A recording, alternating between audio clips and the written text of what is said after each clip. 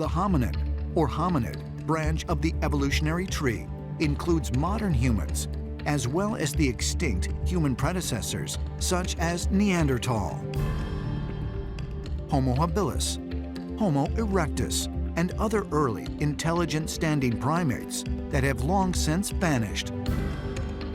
And despite many years of thinking otherwise, scientists are now discovering that many of these species coexisted. What we're seeing really is something like out of the Lord of the Rings, where we have all kinds of different humanoids who are tall and short, who have different color skins, different types of hair. Even their brains are slightly different. Some are more animals or apes, others are more refined. Some researchers suggest that these recent discoveries may require a retooling of Darwin's theory of evolution, which was first proposed in 1859. In his work on the origin of species, Darwin laid out the foundation for evolutionary theory by proposing that gradual multi-generational changes occurring due to natural selection would result in the modification of existing species. If the theory of evolution is correct, we should see a steady, slow progression. We're actually not seeing that. We're seeing the sudden surfacing of early humans who are actually very highly evolved. The scientific community explains everything away by nothing else but natural selection and coincidence. And the intelligent design camp suggests everything was done by God. What if this external force did in fact exist, but it may have been an extraterrestrial?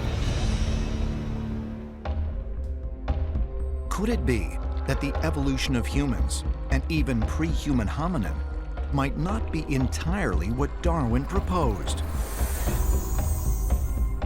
Might there be an even more profound explanation for the different species of intelligent hominid that once existed on Earth? Perhaps clues can be found by exploring the details contained within some of humanity's earliest stories of our creation. We have this notion that the people that were the earliest examples of a civilization were not the first attempts. That there were failures that came before, and finally they would come up with something better, and that would be the prototype that became the people. Sumerian texts speak of deformed humans created by Enki and the mother goddess Ninkursag in the course of their efforts to fashion a perfect person. In all, 6 proto-humans were made before they came up with what they wanted. In the Mayan text, the Popol Vuh, the Book of the People, it is said that there were 3 attempts to make people. Could the stories of gods creating multiple versions of man, which can be found in the Mayan Popol Vuh, the ancient Sumerian texts, and other writings, be accounts of what actually happened on Earth in the distant past? And if so, just who were these gods? There's a very good chance that early humans were possibly genetically manipulated by advanced extraterrestrials trying to formulate and create the ultimate human species.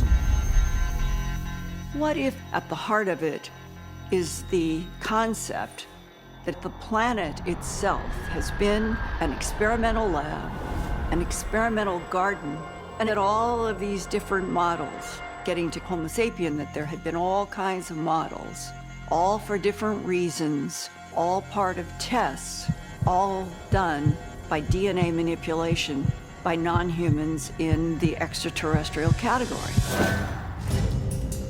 Could the widespread mythologies about the creation of various human prototypes be real accounts of an extraterrestrial experiment, an experiment that continues to this day?